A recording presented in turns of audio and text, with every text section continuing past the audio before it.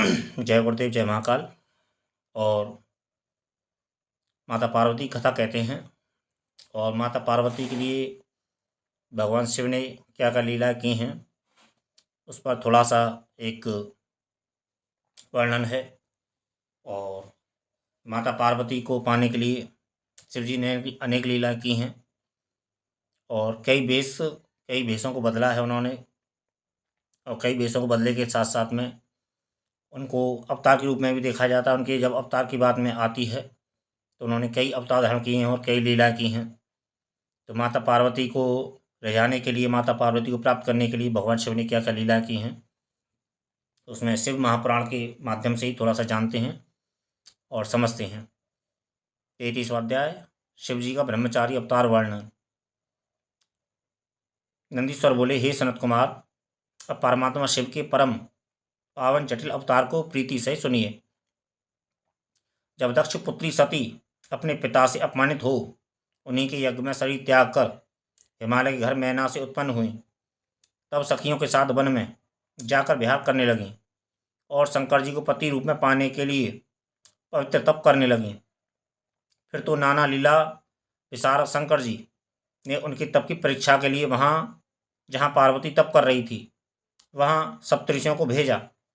वे सप्तऋषि वहाँ जाकर अच्छी तरह यत्नपूर्वक पार्वती की परीक्षा करने लगे, परंतु उस परीक्षा में उन्हें पूर्ण सफलता ना मिली।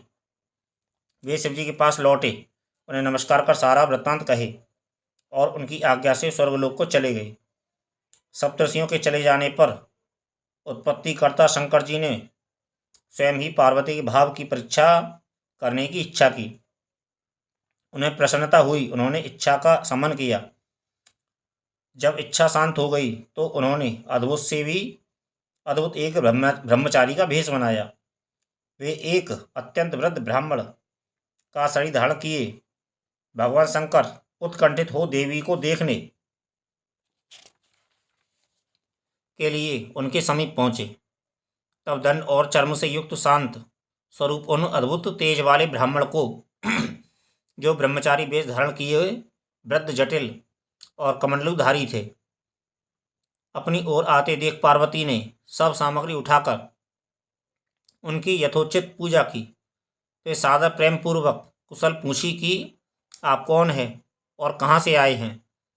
पार्वती के इस प्रकार पूछने पर वह ब्रह्मचारी ब्राह्मण पार्वती के भावों की परीक्षा के विचार से बोला, मैं स्वेच्छा विचरण करने वाला एक ब्रह्मचारी ब्राह्मण तथा तपस्वी हूँ, जो दूसरों को सुख देता हूँ, इसमें कोई संशय नहीं है।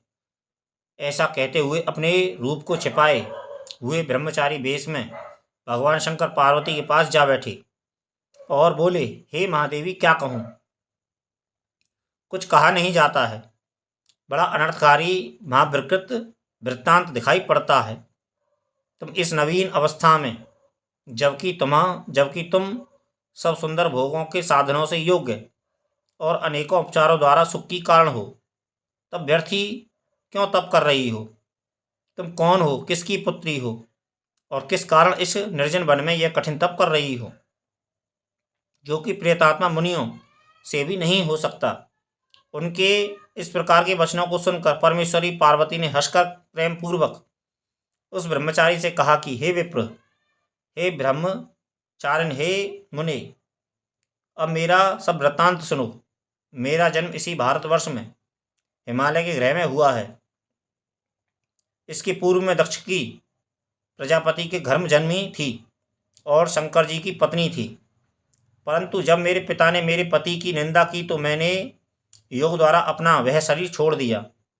अब इस जन्म में बड़े भाग्य से मुझे शिव जी मिले तो अवश्य, परंतु दुर्भाग्य यह है कि वे काम को भस्म कर मुझे भी त्याग कर चले गए हैं। इस कारण मैं गुरु के वचनों से बद्ध हो बड़ी लज्जित हुई और पिता के घर से चलकर यहाँ तप करने चली आई हूँ।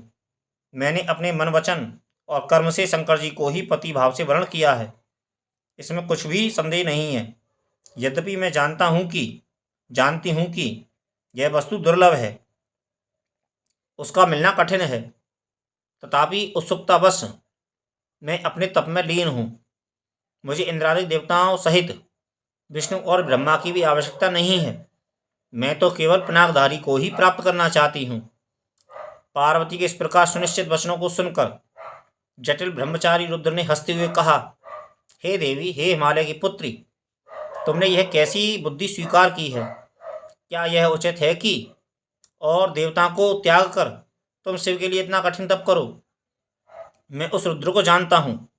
सुनो, मैं तुमसे कहता हूँ कि उस रुद्र के तो एक वृषभ वाहन है और वह सर्वथा ही विकृतात्मा तथा जटाधारी है। वह सर्वदा अकेले ही रहने वाला और अत्यंत ही विरागी है। अतः तुम्हें उस शिव में मन लगाना कदापि उचित नहीं है। कहाँ तुम और कहाँ सब रूपादि गुणों से वृद्ध वह हर। मुझे तो तुम्हारा यह कर्म अच्छा नहीं जचता। आगे जैसी तुम्हारी इच्छा हो वैसा करो। ऐसा कह ब्रह्मचारी ने फिर पार्वती की परीक्षा ली और उनके आगे अनेक प्रकार से अपनी निंदा की। विप्र के उस असह्य वाक्यों को सुनकर देवी पार्वती अत्यंत क्रुद्ध हो गई और शिव निंदक उस ब्रह्मचारी से कहने लगी, मैंने तो यह जाना था कि तुम कोई धन्य पुरुष होगे, किंतु अब मैंने सब जान लिया। तुम इस समय वध के योग्य तो नहीं हो, क्योंकि ब्रह्मचारी वेश में हो, अन्यथा तुम धूर्त और शिव निंदक की तो और ही गति करनी चाहिए।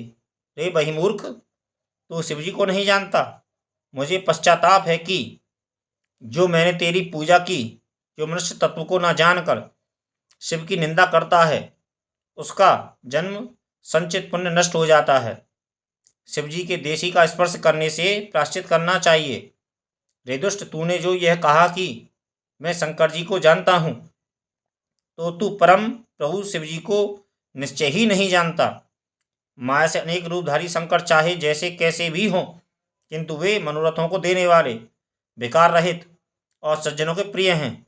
यह कहकर देवी पार्वती ने शिव तत्व का वर्णन कर अविनाशी शिवजी की प्रशंसा की।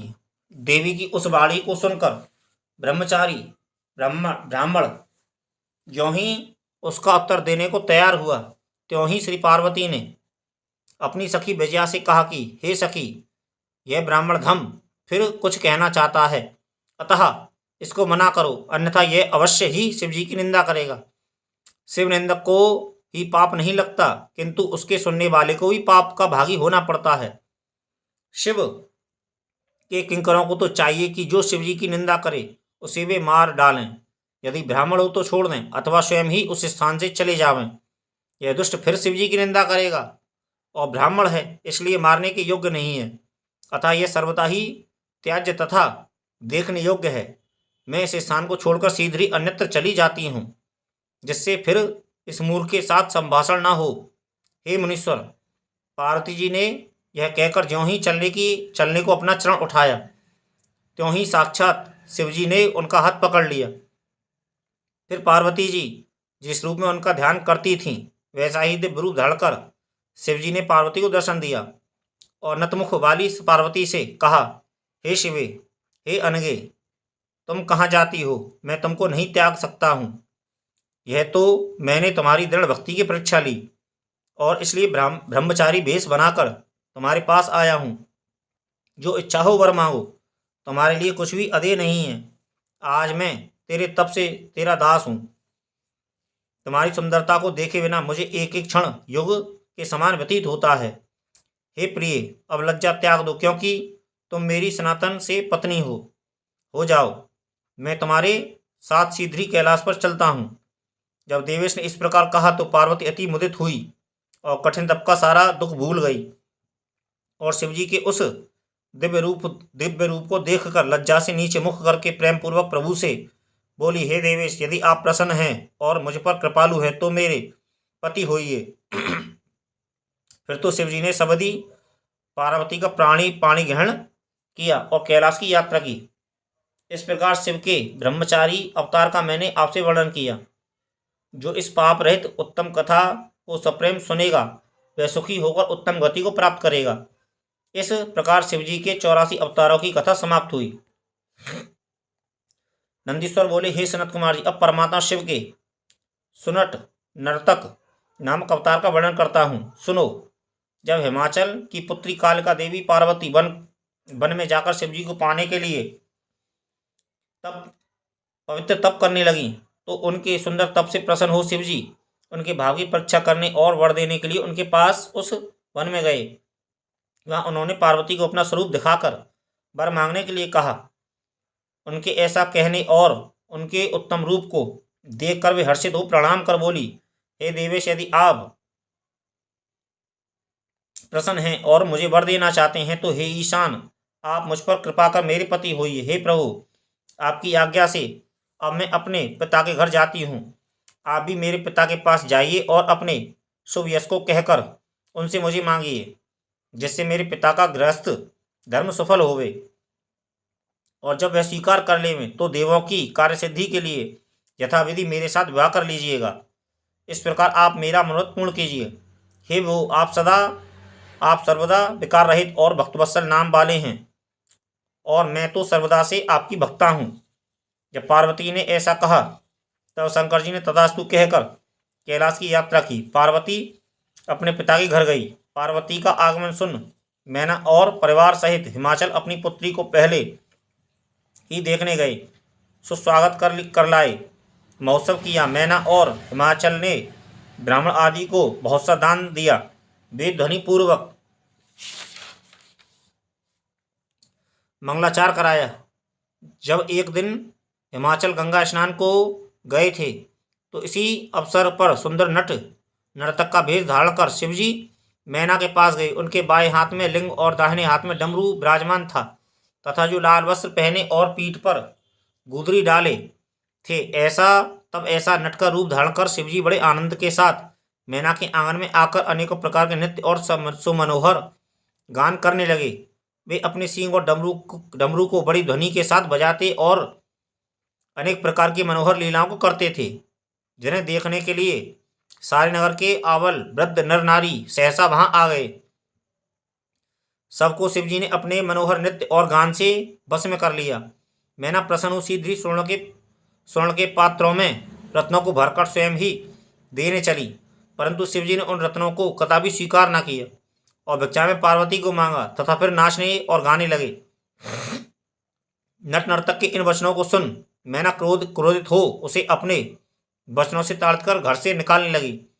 इसी समय हिमाचल भी गंगा से लौट आए और आंगन में उस भिक्षुक को देखा तथा मैना से सब वृत्तांत सुन वे कुपित हो गए और अनुचरों को आज्ञा दी कि इस भिक्षुक को बाहर निकाल दो, परंतु कई प्रयत्न करके भी कोई उसे बाहर न निकाल सका, क्योंकि वह भिक्षुक अपनी अनेक लीलाओं में चतुर और अनंत प्रभाव वाला था। वह तत्क्षण ही गिरिराज को विष्णु रूप में फिर सूर्य रूप में पार्वती के साथ हंसते हुए अपने सुंदर तेज में दिखाई पड़ा और उन दोनों से भिक्षा रूप में पार्वती को मांगा तथा और कुछ ग्रहण न किया। पश्चात गुप्त हो पार्वती की आज्ञा से अपने धाम को चले गए। यह आश्चर्य देख गिरिजा सहित मैना को सुंदर ज्ञान पैदा हुआ और वे पश्चाताप करने लगी। उन्होंने कहा, हमें अपनी सुंदर कन्या तपस्विनी पार्वती को उन्हें दे देना चाहिए था। इस प्रकार विचार करते हुए उन दोनों की शिव में पराभक्ति हो गई। फिर तो भक्तों के सुखदाता शंकर ने महालीला करके प्रेम पूर्वक यथाविधि पार्वती से विवाह किया। इस प्रकार सुनट नर्तक नट नामक शिव का अवतार कहा, जिसने कि पार्वती के वाक्यों को पूर्ण किया। शिव का यह सुनट नर्तक अवतार नामक अध्याय सर्व पापनाशक और परम गतिदायक है। नंदीश्वर बोले, हे सर्वज्ञ सनत कुमार जी, अब विभु परमात्मा शिव जी का वह द्विज नामक अवतार कहता हूँ, जिसमें उन्होंने साधु वेश भी धारण किया था। ध्यान देकर सुनिए। जब मैना और हिमाचल को शिव जी में परम भक्ति स्थापित हो गई तो उसे जान कर देवताओं को बड़ी चिंता हुई। वे परस्पर यह परामर्श करने लगे कि यदि गिरिराज अपनी एकांग भक्ति से शिव जी को अपनी पुत्री देगा तो निश्चय ही शिव के निर्वाण पद को शीघ्र प्राप्त हो जाएगा, और यदि कहीं यह अनंत रत्नों का आधार शैल मुक्त हो गया तो फिर पृथ्वी रत्न गर्भा कैसे कहलाएगी, तब तो इसका नाम ही व्यर्थ हो जाएगा। फिर यह पर्वत अपने स्थावर रूप को त्याग दिव्य रूप धारण कर लेगा और शिवजी को कन्या देकर शिवलोक को प्राप्त कर लेगा। इस प्रकार की मंत्रणा कर देवता गुरु बृहस्पति के घर गए और उनसे कहा कि आप महादेव जी की निंदा करने के लिए हिमालय घर जाइए, जिसमें हिमालय शिव भक्ति से व्रत हो जाए और वह श्रद्धा से पार्वती को शिव जी के लिए देकर यही मुक्ति प्राप्त कर पृथ्वी पर रहे। तब देवता के इस वचनों को सुनकर बृहस्पति जी विचार कर उनसे बोले कि चाहे तुम सभी लोग यहाँ तुम में से कोई एक देवता इस कार्य के लिए शैल के पास जावे और अपना मनोरथ पूर्ण करे, परंतु मैं यह कार्य करने में असमर्थ हूँ, अथवा ब्रह्मा जी से कहकर अपना कार्य कराओ। बृहस्पति से कोरा उत्तर पाकर देवगण ब्रह्मा जी के पास गए और अपना वृत्तांत कहा। ब्रह्मा जी ने कहा, मैं दुख देने वाली और कलह कारिणी शिव जी की निंदा नहीं करूंगा। तुम सब स्वयं कैलाश पर जाकर शंकर को प्रसन्न कर उन्हीं को हिमालय घर भेजो। भगवान शंकर ही हिमालय पर जाकर वहां अपनी निंदा करें, क्योंकि परनिंदा विनाशक है और यदि कोई स्वयं ही अपनी निंदा करता है तो उससे उसे यश होता है। यह सुन सब देवता कैलाश पर शिव जी के पास गए और प्रणाम कर उनसे सब वृत्तांत कहा। शिव जी ने हंसकर स्वीकार किया और देवताओं को आश्वासन दे विदा किया। पश्चात भक्तवत्सल माहेश भगवान शंकर ने हिमालय के पास जाने का विचार किया। दंड तथा छत्र धारण कर, दिव्य वस्त्र पहनकर, उज्ज्वल तिलक लगाया और हाथ में स्पर्शिक की माला और गले में शालिग्राम धारण किया। फिर भक्तिपूर्वक विष्णु नाम जपते हुए साधु वेश धारण कर ब्राह्मण रूप में हिमालय के घर गए। उन्हें देख हिमालय सिंहासन छोड़ उठ खड़ा हुआ और सविधि भूमि पर पड़कर साष्टांग दंडवत किया। फिर शैल ने उस ब्राह्मण का परिचय पूछा तो उस साधु ने कहा, मैं एक सर्वज्ञ परोपकारी ब्राह्मण हूँ, जो गुरु के बल से सब कुछ जानता हुआ साधु वेश में सर्वत्र विचरण करता हूँ। मैंने अपने योग बल से यह ज्ञात किया है कि तुम अपनी लक्ष्मी स्वरूपा कन्या को शिव जी के लिए देना चाहते हो, तो क्या यह सत्य है? परंतु तुमको शिव जी का कुल और शील नहीं ज्ञात है। हे नारायण कुलोत्पन्न शैल, तुम्हारी यह बुद्धि कदापि मंगलदायक नहीं है। पहले तो यह देखो कि उसके एक भी बांधव नहीं है, फिर तुम अपने भाई और मैना से पूछो, पार्वती से नहीं। रोगी को औषधि अच्छी नहीं लगती, उससे सर्वदा कुपत्ते ही भाता है। पार्वती के दान रूप कर्म में यह उपयुक्त पात्र नहीं है। इसका तो नाम सुनते ही लोग तुम्हारी हंसी उड़ावेंगे, क्योंकि यह शिव तो सर्वदा आश्रमहीन, एकाकी विरूप, अभव्य, शमशानवासी, विकट सर्पधारी और दिगंबर है। वह तो सर्वदा शरीर में धूलि लपेटे सब आश्रमों से भ्रष्ट हुआ, अभिज्ञात गति और सिर पर बड़े बड़े सर्प लपेटे रहता है। ऐसा कहकर लीला विशारद शिव जी चले गए। मैना सहित हिमालय की बुद्धि विपरीत हो गई। अब वे विचारने लगे कि हम क्या करें। पश्चात भगवान शंकर ने भक्तों को हर्षदायक महान लीला कर देवताओं का कार्य सिद्ध किया। जो इस आख्यान को पढ़ता या सुनता है उसके सब पापों का नाश हो जाता है तथा यह स्वर्गदायक, आयुवर्धक और कल्याणदायक है। यहाँ 86 अवतारों की कथा समाप्त हुई।